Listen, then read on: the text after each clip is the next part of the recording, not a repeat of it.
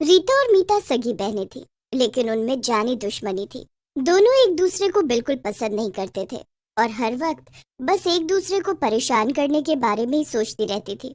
उनके लड़ाई झगड़े से उनकी माँ भी बहुत परेशान रहती थी। एक दिन सुबह के समय दोनों फिर से आपस में लड़ने लगी।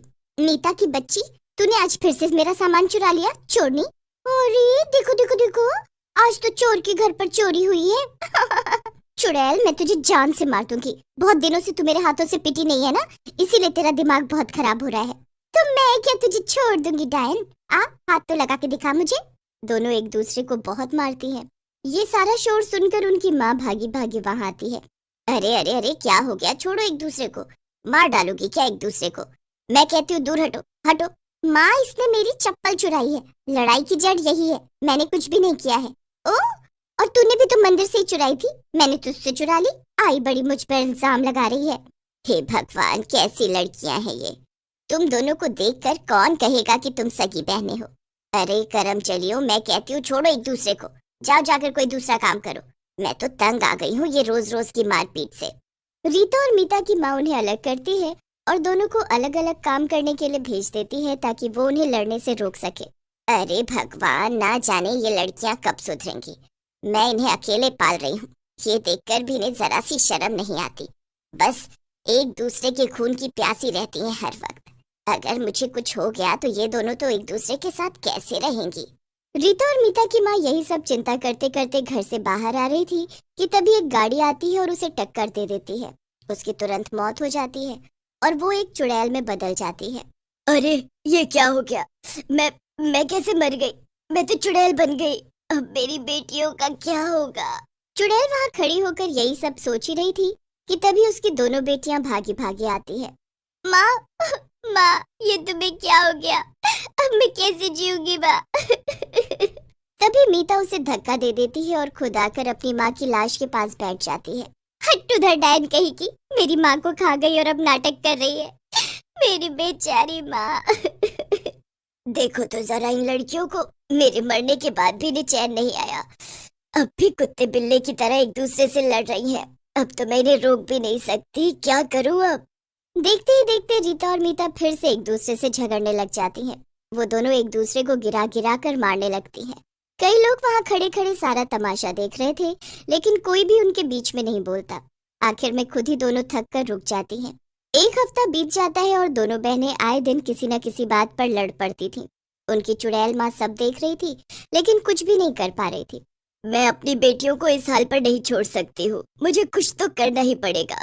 अरे ऊपर वाले, मुझे कोई रास्ता तो दिखा ऊपर वाले। तभी वहां पर रीता और मीता की चाची आ जाती है। वो उन्हें बिल्कुल भी पसंद नहीं करती थी। उनके साथ ऐसा हादसा होता देखकर वो मन ही मन बहुत खुश थी। अरे अरे अरे, मेरी प्यारी बच्चियां। कितना बुरा हुआ तुम्हारे साथ मेरी परियों। बिन माँ के कैसे जियोगी अब तुम?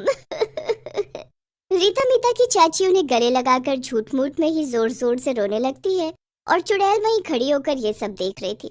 चुड़ैल को ये सब देखकर बहुत गुस्सा आता है। देखो तो जरा इस ड्रामेबाज को, कितना नाटक करती है। जब मैं जिंदा थी तब तो आई नहीं कभी मेरा हाल पूछने। अब देखो कैसे गा गा कर रो रही है। अरे अगर ये औरत फिल्मों में जाती तो बहुत आगे जाती। आ गई है मेरी बेटियों के जले पर नमक छिड़कने। चुड़ैल ये सब देख ही रही थी कि उसे एक आइडिया आता है।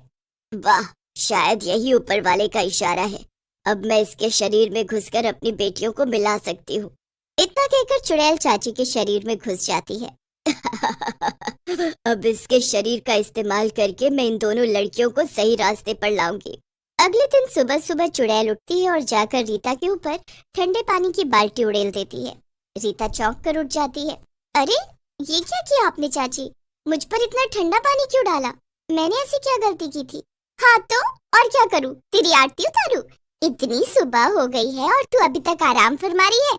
चल और चल के झाड़ू पोछा कर और साथ में। क्या? मैं? लेकिन मुझे तो ये सब करना नहीं आता चाची। मैं भला कैसे करूँगी? नहीं आता है तो सीख और आदत डाल ले। अब से सारा काम तुझे ही करना है और वो भी अच्छे से, वरना तुझे मार मार कर तेरा भरता बना दूंगी। हाँ। रीता रोते रोते वहां से जाती है और सारा काम करने लगती है। मीता उसे देखकर खुश हो रही थी। अच्छा हो रहा है इस डायन के साथ, इसे तो ऐसे ही मारना चाहिए। माँ ने इसे वैसे भी बहुत सर पर चढ़ा रखा था, अब ये चाची इसको अच्छा सबक सिखाएगी।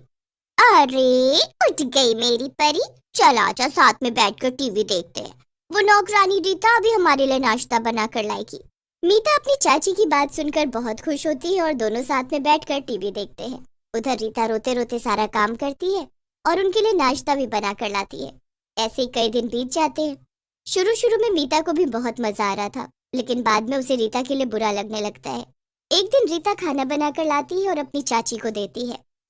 छी छी छी छी, ये कैसा वाहियात खाना बनाया है तूने, ये तो जानवर भी ना खाए, छी। इतना बोलकर चाची वो प्लेट रीता की तरफ फेंक देती है। ये देखकर मीता को बहुत बुरा लगता है। ये क्या बात हुई चाची, आप ऐसे रीता को क्यों कह रही हैं? अच्छा तो बनाया है खाना उसने। चुड़ैल मन ही मन खुश होती है कि आखिरकार मीता को रीता की फिक्र तो हुई। ओह, तो अब तू मुझे सिखाएगी कि किससे कैसे बात करनी है। रुक, तुझे भी अभी ठीक करती हूँ। इतना कहकर वो पास में रखा डंडा उठाती है और मीता को मारने लगती है। रीता ये देखकर बहुत खुश होती है, क्योंकि अभी तक चाची सिर्फ उसे ही परेशान कर रही थी और मीता मजे से घूम रही थी। अब रीता को लग रहा था कि मीता को भी सजा मिल चुकी है और उसे मजा आ रहा था। ऐसे ही अब अगले कुछ दिन के लिए चुड़ैल रीता को छोड़कर मीता पर अत्याचार करती है। कि अचानक से चाची को क्या हो गया? अभी तक तो रीता को पीट रही थी, लेकिन अब मेरे पीछे पड़ी है। कुछ भी हो, इसे घर से निकालना ही पड़ेगा। फिर मीता रीता के कमरे में जाती है और उससे कहती है, वैसे तो तू मुझे कुछ खास पसंद नहीं है, लेकिन मुझे तुझसे कुछ कहना है। ये चाची हमारे घर में रहकर हमारे ऊपर ऐसे दादागिरी नहीं कर सकती है। मैं चाहती हूँ कि हम दोनों मिलकर इन्हें यहाँ से भगा दे। मैं भी तुझसे यही बात करना चाहती थी। मुझे भी इस चाची ने बहुत परेशान किया है। हम दोनों एक दूसरे के साथ कुछ भी करें, लेकिन कोई बाहर वाला आकर इस तरह हम पर हुक्म नहीं चला सकता है। चुड़ैल वहीं खड़े होकर ये सारी बातें सुन रही थी। वो रीता और मीता के सामने आ जाती है। अरे मीता, वो देखो चुड़ैल, भागो। रुक जाओ रीता, मैं तुम्हारी माँ हूँ। मरने के बाद मैं इसी घर में चुड़ैल बनकर भटक रही हूँ। रीता और मीता अपनी माँ के गले लग जाते हैं। माँ, तुमने देखा ना चाची ने हमें कितना परेशान किया। मेरे बच्चों, समझ लो कि वो तुम्हें मिलाने के लिए आई थी। आखिरकार आज जाके तुम दोनों ने सारी दुश्मनी भुलाकर एक दूसरे से बहनों की तरह बात की है। मेरी आत्मा को मुक्ति इसीलिए नहीं मिल पाई थी क्योंकि तुम दोनों को ऐसे लड़ता छोड़कर मैं नहीं जा पाई। माँ, अब हमने सबक सीख लिया है। अब हम कभी भी नहीं लड़ेंगे और एक दूसरे का ख्याल भी रखेंगे। हाँ माँ, हम वादा करते हैं, अब हम कभी नहीं लड़ेंगे। यही तो मैं सुनना चाहती थी। अब जाकर मुझे सुकून मिला है। लेकिन माँ, हम इस चाची को अब घर से कैसे निकालें? अरे उसकी चिंता तुम मत करो, वो सब तुम मुझ पर छोड़ दो। इतना कहकर चुड़ैल वहां से गायब हो जाती है और जाकर चाची के कमरे में खड़ी हो जाती है।